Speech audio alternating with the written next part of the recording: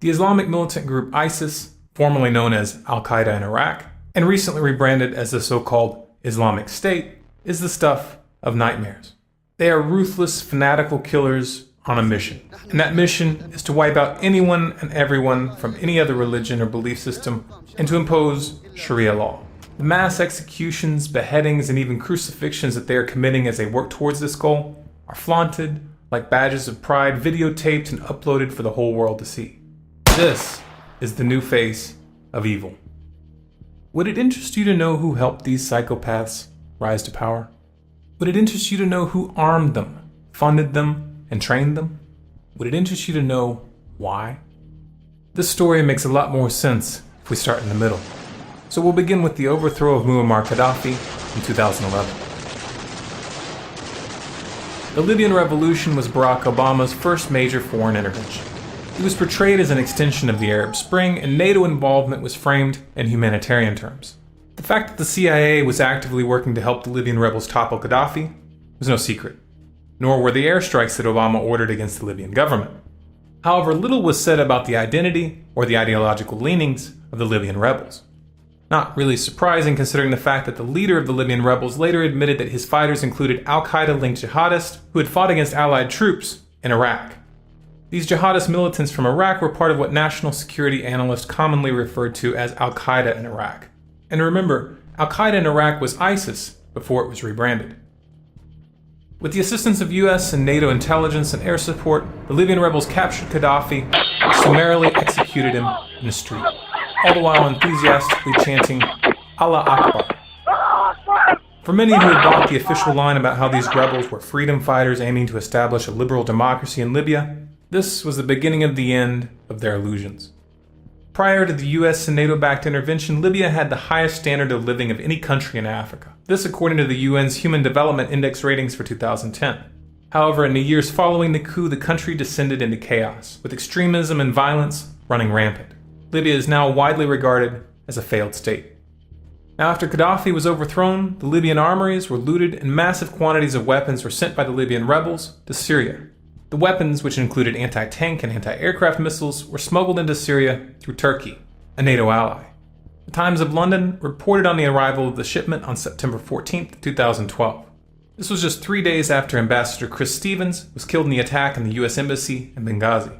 Chris Stevens had served as the US government's liaison to the Libyan rebels since April of 2011. While a great deal of media attention is focused on the fact that the State Department did not provide adequate security at the consulate and was slow to send assistance when the attack started, Pulitzer Prize-winning journalist Seymour Hersh released an article in April of 2014 which exposed a classified agreement between the CIA, Turkey, and the Syrian rebels to create what was referred to as a rat line. The rat line was a covert network used to channel weapons and ammunition from Libya through southern Turkey and across the Libyan border. Funding was provided by Turkey, Saudi Arabia, and Qatar.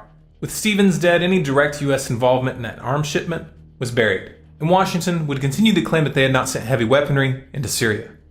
It was at this time that jihadist fighters from Libya began flooding into Syria as well, and not just low-level militants.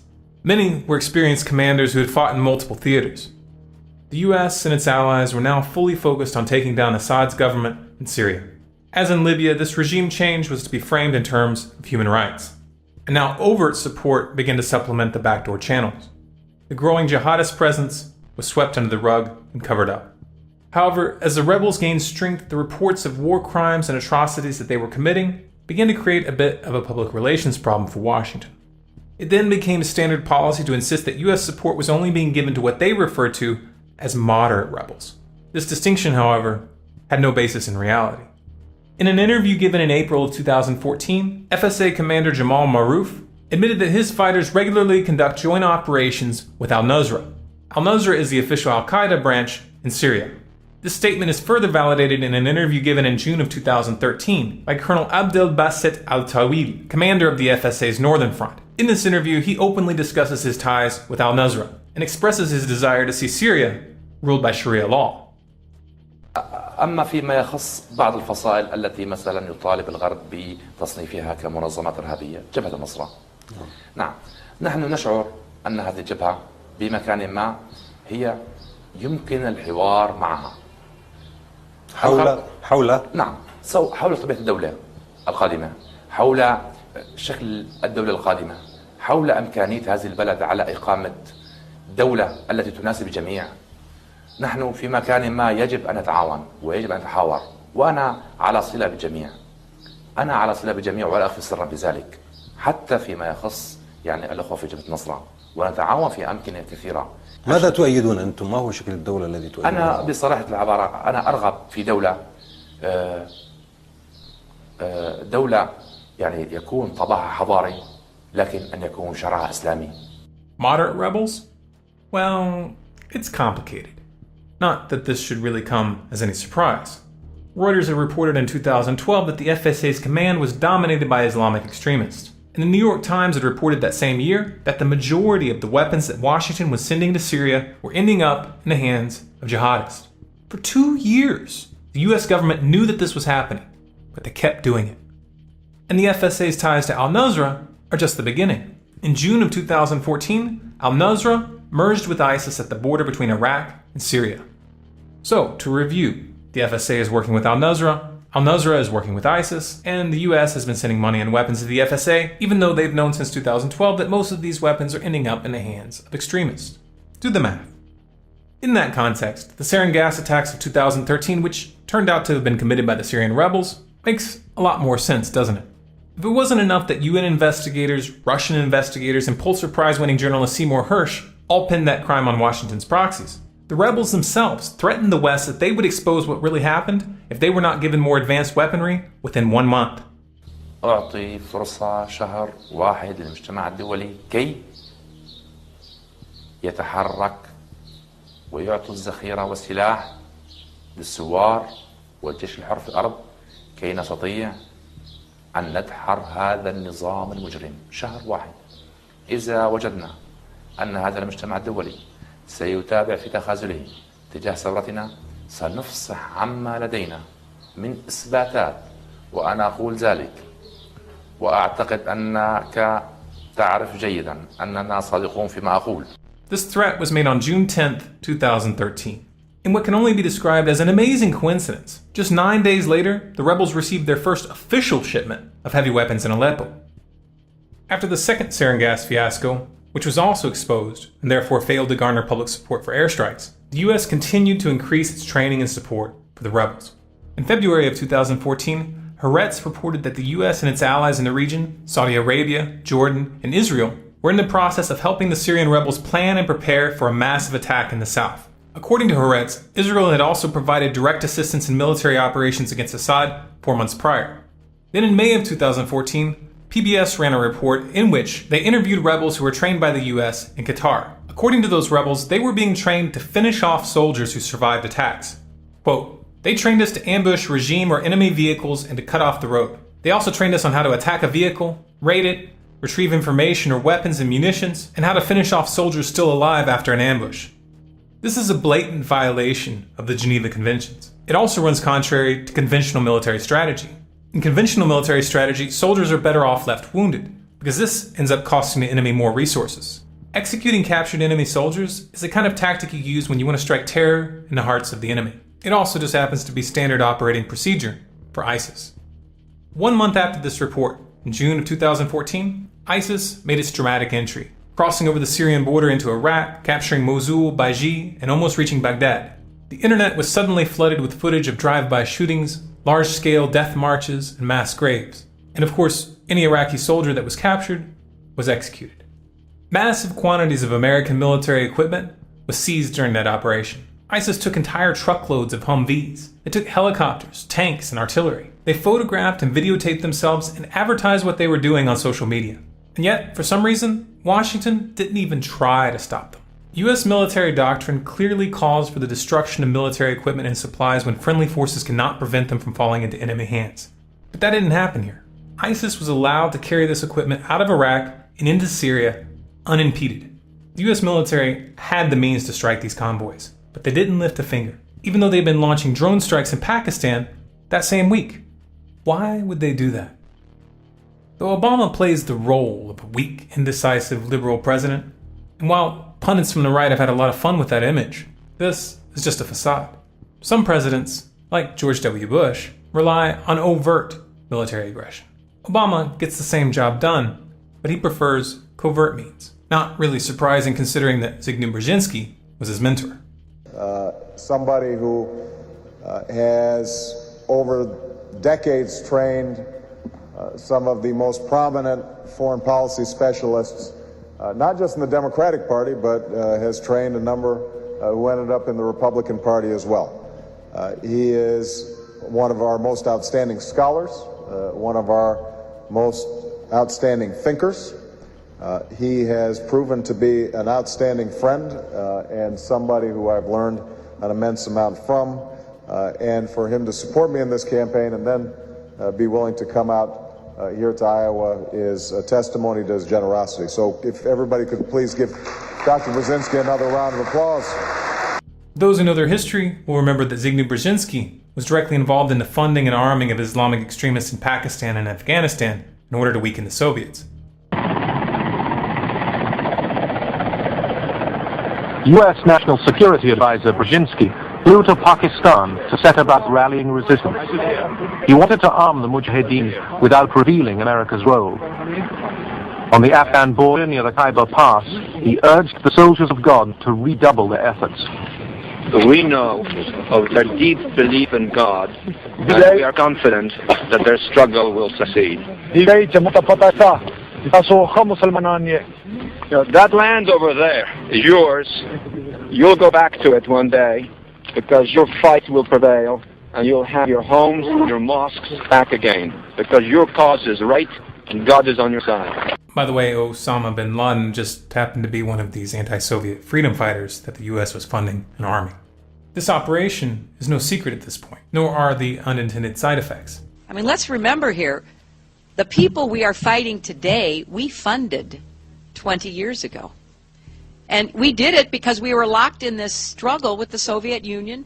They invaded Afghanistan, and we did not want to see them control Central Asia, and we went to work. Officially, the US government's arming and funding of the Mujahideen was a response to the Soviet invasion in December of 1979.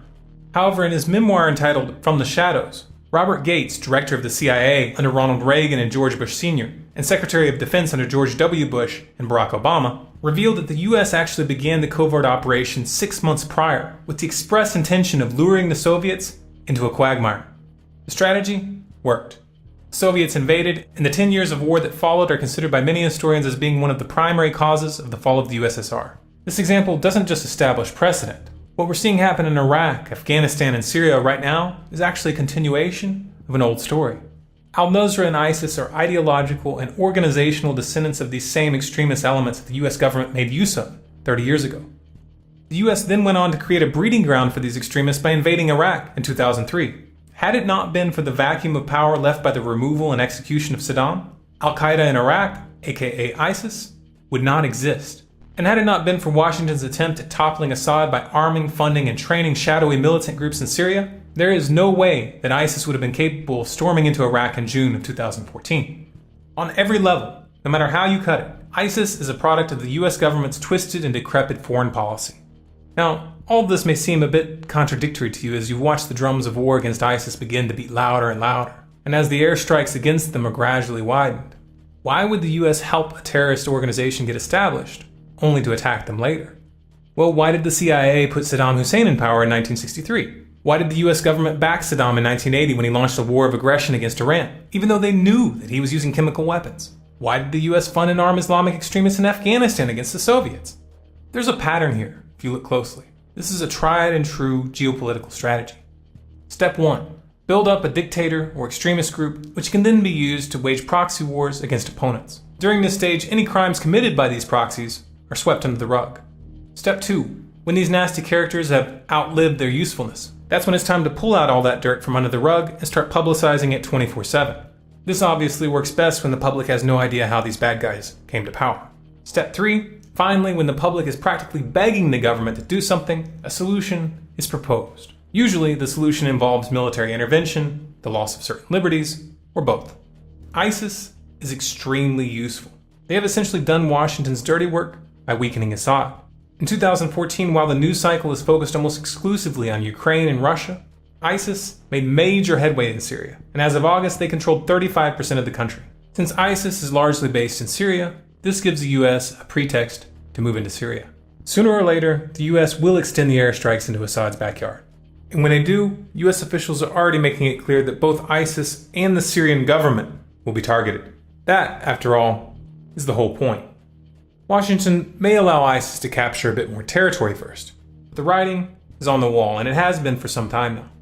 The Obama administration has repeatedly insisted that this will never lead to boots on the ground. However, the truth of the matter is that anyone who understands anything about military tactics knows full well that ISIS cannot be defeated by airstrikes alone. In response to airstrikes, ISIS will merely disperse and conceal their forces. ISIS is not an established state power which can be destroyed by knocking out key government buildings and infrastructure. These are guerrilla fighters who cut their teeth in urban warfare. To significantly weaken them, the war will have to involve ground troops. But even this is a lost cause. US troops could certainly rout ISIS in street-to-street battles for some time, and they might even succeed in fully occupying Syria and Iraq for a number of years. But eventually, they will have to leave. And when they do, it should be obvious what will come next. The puppets that the US government has installed in the various countries that they have brought down in recent years have proven without exception to be utterly incompetent and corrupt. No one that Washington places in power will be capable of maintaining stability in Syria. Period. Right now, Assad is the last bastion of stability in the region. He is the last chance they have for a moderate, non-sectarian government, and he is the only hope of anything even remotely resembling democracy in the foreseeable future. If Assad falls, Islamic extremists will take the helm. They will impose Sharia law, and they will do everything in their power to continue spreading their ideology as far and wide as they can. If the world truly wants to stop ISIS, there's only one way to do it. 1. First and foremost, the US government and its allies must be heavily pressured to cut all support to the rebels who are attempting to topple Assad. Even if these rebels that the US is funding and arming were moderate, and they're not, the fact that they are forcing Assad to fight a war on multiple fronts only strengthens ISIS. This is lunacy. 2. The Syrian government should be provided with financial support, equipment, training, and intelligence to enable them to turn the tide against ISIS. This is their territory. They should be the ones to reclaim it. Now, obviously this support isn't going to come from the US or any NATO country, but there are a number of nations who have a strategic interest in preventing another regime change and chaotic aftermath. If these countries respond promptly, as in right now, they could preempt a US intervention. And as long as this support does not include the presence of foreign troops, doing so will greatly reduce the likelihood of a major confrontation down the road. 3. The US government and its allies should be aggressively condemned for their failed regime change policies, and the individuals behind these decisions should be charged for war crimes. This would have to be done on a nation-by-nation level, since the UN has done nothing but enable NATO aggression. While this may not immediately result in these criminals being arrested, it would send a message. This can be done. Malaysia has already proven this by convicting the Bush administration of war crimes in absentia. Now you might be thinking, this all sounds fine and good, but what does it have to do with me? I can't influence this situation. That perspective is quite common. For most people, it's paralyzing. But the truth is, we can influence this. We've done it before, and we can do it again. I'll be honest with you though, it's not going to be easy. To succeed, we're going to have to start thinking strategically. Like it or not, this is a chess game. If we really want to rock the boat, we have to start reaching out to people in positions of influence. This could mean talking to broadcasters at your local radio station, newspaper, or TV station. Or it could mean contacting influential bloggers, celebrities, business figures, or government officials. Reaching out to current serving military and young people who may be considering joining up is also important. But even if it's just your neighbor or your coworker, every single person that we can reach brings us closer to critical mass. If you get discouraged, just remember what's at stake. About 10 days after 9/11, I went through the Pentagon and I saw Secretary Rumsfeld and Deputy Secretary Wolfowitz. I went downstairs just to say hello to some of the people on the Joint Staff who used to work for me, and one of the generals called me and he said, "Sir, you got to come in and talk to me a second." I said, "Well, you're too busy." He said, No. He says, "We've made the decision. We're going to war with Iraq." This was on or about the 20th of September. I said, "We're going to war with Iraq. Why?" He said, "I don't know." He said, "I guess they don't know what else to do."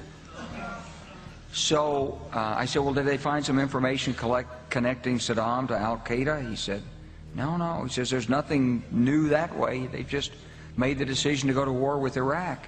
He said, "I guess it's like we don't know what to do about terrorists, but we got a good military and we can take down governments. And he said, I guess if the only tool you have is a hammer, every problem has to look like a nail. So I came back to see him a few weeks later, and by that time we were bombing in Afghanistan. I said, are we still going to war with Iraq? And he said, oh, it's worse than that. He said, he reached over on his desk, he picked up a piece of paper, and he said, I just got this down from upstairs, meaning the Secretary of Defense's office today, and he said, this is a memo that describes how we're going to take out 7 countries in 5 years, starting with Iraq and then Syria, Lebanon, Libya, Somalia, Sudan, and finishing off Iran. If this message resonates with you, then spread it. If you want to see the big picture, trust me, we've got some very interesting reports coming. Subscribe to Storm Clouds Gathering on YouTube and follow us on Facebook, Twitter, and Google+. Also be sure to go to our website, scgnews.com, and sign up for email updates.